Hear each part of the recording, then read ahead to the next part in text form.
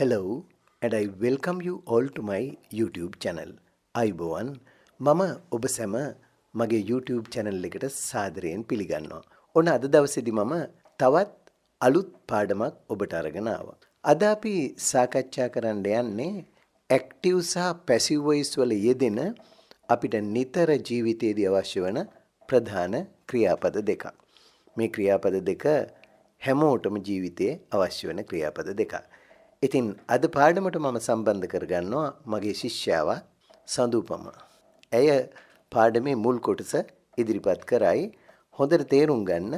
ඊට පස්සේ මම පාඩම ඔබට විස්තර කරන්නම්. ඉතින් අදත් පාඩම පටන් ගන්න මත්තෙන් ඔබ තාමත් මගේ channel එක subscribe කරලා නැත්නම් දැම්මම subscribe කරලා අපි යමු අද පාඩමට. Welcome to Jayatissa Athodaheti YouTube channel. අද අපි කතා කරන්නේ active voice සහ passive voice ගැන. ඒ වෙනුවෙන් අපි වචන දෙකක් පාවිච්චි කරනවා. bear, bore, born. die, died, died. කෙනෙක් උපදිනකොට අපි හැම වෙලාවෙම පාවිච්චි කරන්නේ passive voice. was born. හැබැයි කෙනෙක් මිය යනකොට අපි පාවිච්චි කරන්නේ active voice. died කියන එක. අපිට කියන්න පුළුවන් ඔහු ශ්‍රී ලංකාවේ ඉපදුනා. He was born in Sri Lanka. හැබැයි ඔහු මිය ගියා කියද්දි අපි කියමු ඔහු 1995 දී මිය ගියා කියලා. එතකොට අපි පාවිච්චි කරන්නේ he died in 1995. ඒක active voice වාක්‍යයක්. died කියන එකේදී අපි කිසිම වෙලාවක was died කියලා පාවිච්චි කරන්නේ නැහැ. ඒක passive voice විදිහට ඒක පාවිච්චි කරනවා බොහෝ අය වැරදීමකින්. නමුත් හරි විදිහ නම් died කියන එක පාවිච්චි කරන්නේ active voice වලින් විතරයි. හොඳයි. අද අපි සාකච්ඡා කරන්න යන්නේ born කියන ක්‍රියාපදයත් died කියන ක්‍රියාපදයත්. මේ ක්‍රියාපද දෙකේ past participle ස්වරූප දෙකයි මම ගත්තේ. මේ ක්‍රියාපද දෙකේ මුල් ස්වරූප ගත්තොත් bear, bore, born. දෙවෙනි ක්‍රියාව die, died, died. bear කියන්නේ දරනවට. එතකොට ඒක බෝ දැරුවා born දරන ලද. නමුත් උපදිනවා කියන්නත් අපි යොදාගන්නේ මේ bear කියන වචනය past participle ස්වරූපයෙන්. හොඳට මතක තියාගන්න ඕනම කෙනෙක් උපදින්නේ කර්මකාරකයෙන්. කර්මයටනේ උපදින්නේ. ඉතින් ඒක නිසා ලේසියෙන්ම ඔබට මතක තියාගත්ත හැකි මේ උපදිනවා කියද්දී bear කියන ක්‍රියාවේ past participle ස්වරූපයම පමණයි අපි ඒ බව ප්‍රකාශ කරන්න යොදාගන්නේ. I was born. මම ඉපදුනා. She was born. ඇය ඉපදුනා. මොකද එය වෙන්නේ අතීතයෙන්. ඉපදුනා කියලා කියන්නේ ඉපදුනාට පස්සේනේ. ඉතින් උපදිනවා කියද්දි නම් is born කියන්න පුළුවන්. මේ වාක්‍ය වර්තමානයේ යොදාගන්නේ සාමාන්‍ය මෙන්න මේ වගේ අවස්ථාවකදී. How many babies are born every day? How many babies are born every day? සෑම දවසකම දරුවන් කී දෙනෙකු උපත ලබනවද? ඒ කියන්නේ ලෝකේ අපි බැලුවොත් සෑම දවසකම දරුවන් කී දෙනෙක් උපදිනවද කියලා වගේ වර්තමානයෙන් අහද්දී අපි යොදා ගන්නවා how many babies are born every day කියලා අහන්න පුළුවන්. එතකොට මේ ප්‍රශ්නෙට උත්තරේ දෙද්දිත් අපි කියන්නේ වර්තමාන කාලේ මෙහෙම කියන්න පුළුවන් 382,650 babies are born every day.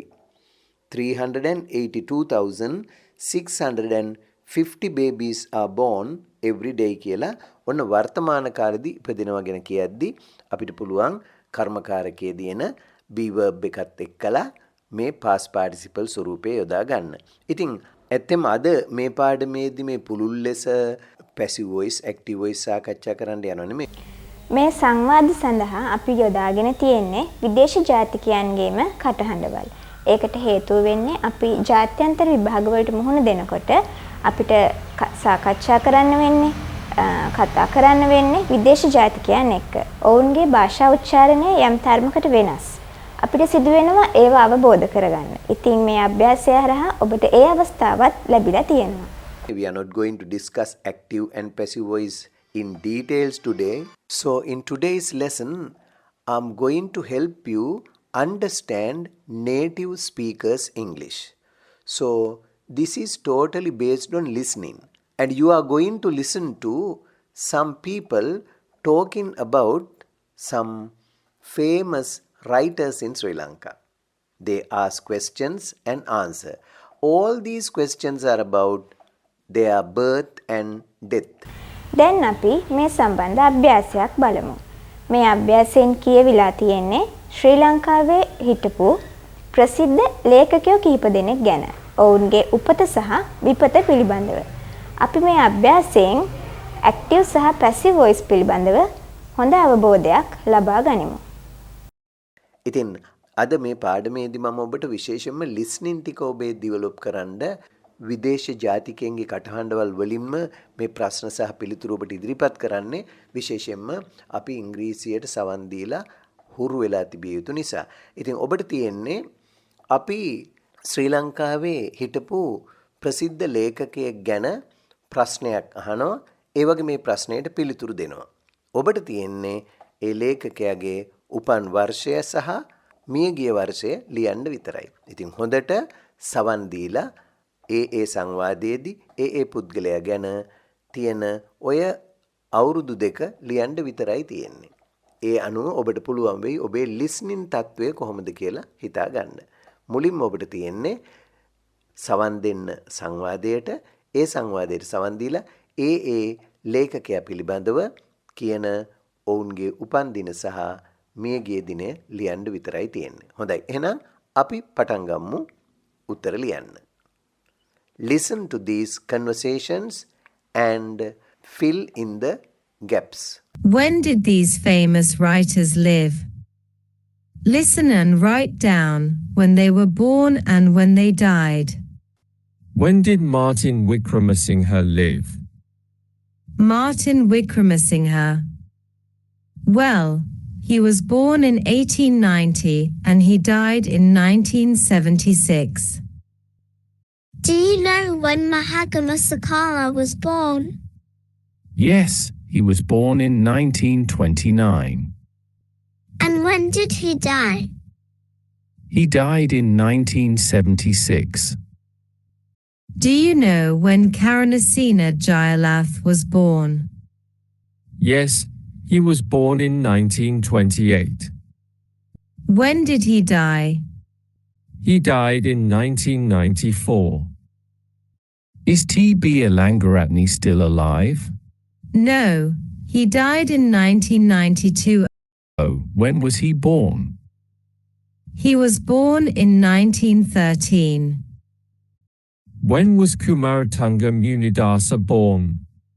Kumaratunga Munidasa. Oh, in 1887. And when did he die? He died in 1944. හොඳයි. මං හිතනවා ඔබට දැන් තේරුම් ගන්න පුළුවන් වෙන්න ඇති කියලා මේ වචන දෙක. යම් කිසි කෙනෙක් ඉපදුනා කියන්නේ he was born, ඔහු මිය ගියා කියන්නේ he died. වැරදිලාවත් he was died කියලා කියන්න යන්න එපා. එහෙමනම් ඔන්න අද පාඩමේ ඉගෙන ගත්ත මේ වචන දෙකත් ඒ වචන දෙක යෙදෙන වාක්‍ය රටා දෙකත් ඇක්ටිව් සහ පැසිව් හොඳින් මතක තියාගන්න. ඉතින් ඔබ තාමත් මගේ channel එක subscribe කරලා නැත්නම් දැම්මම subscribe කරලා like එකකුත් දාලා මේ පාඩම් පිළිබඳව ඔබේ අදහස්, උදහස්, යෝජනා ඒ වගේම චෝදනා වුණත් තිබෙනවා නම් පහළ comments වල දාන්නත් අමතක කරන්න එපා. එහෙනම් අදත් ඔබෙන් සමුගන්නවා ආයෙත් මේ වගේ විශේෂ පාඩමක් අරගෙන ඔබ හමුවට එන බලාපොරොත්තු වෙන්න. Goodbye and good luck.